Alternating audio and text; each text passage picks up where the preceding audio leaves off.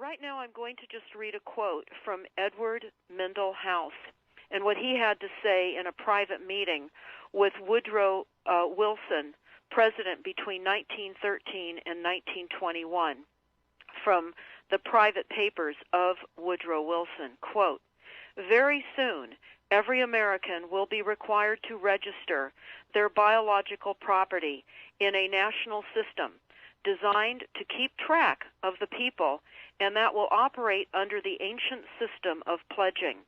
By such methodology, we can compel people to submit to our agenda, which will affect our security as chargeback for our fiat paper currency. Every American will be forced to register or suffer not being able to work and earn a living.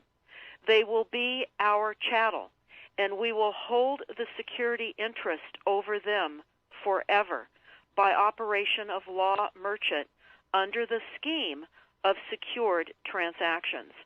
Americans, by unknowingly or unwittingly delivered the bills of lading to us, will be rendered bankrupt and insolvent, forever to remain economic slaves through taxation secured by their pledges.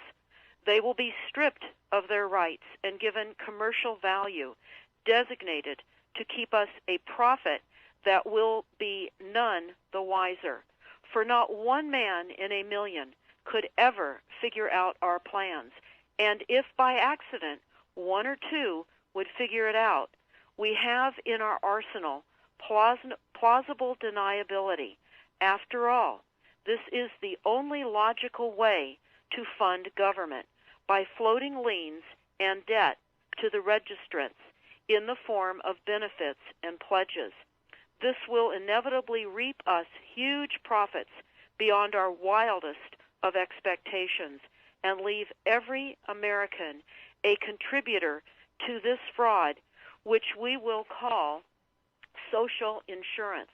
Without realizing it, every American will insure us for any loss we may incur, and in this manner, every American will unknowingly be our servant, however begrudgingly.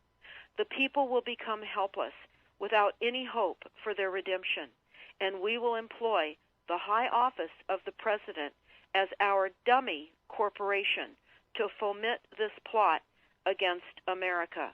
Having established plausible deniability, even if people become enlightened that they had a remedy and pursued it, the attorneys, judges, and legislators could claim that they did not understand the people's claims, especially if the technical requirements for achieving it were not followed pursuant to statutory requirements.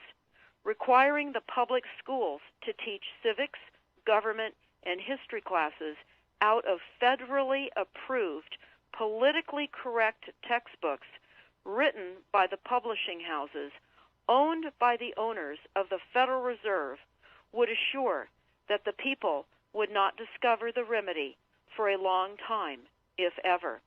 I would recommend that everyone read Fruit from a Poisonous Tree by Melvin Stamper, M-E-L-V-I-N, Stamper, S-T-A-M-P-E-R. That is Fruit from a Poisonous Tree. This is out of Chapter 2 of Fruit from a Poisonous Tree.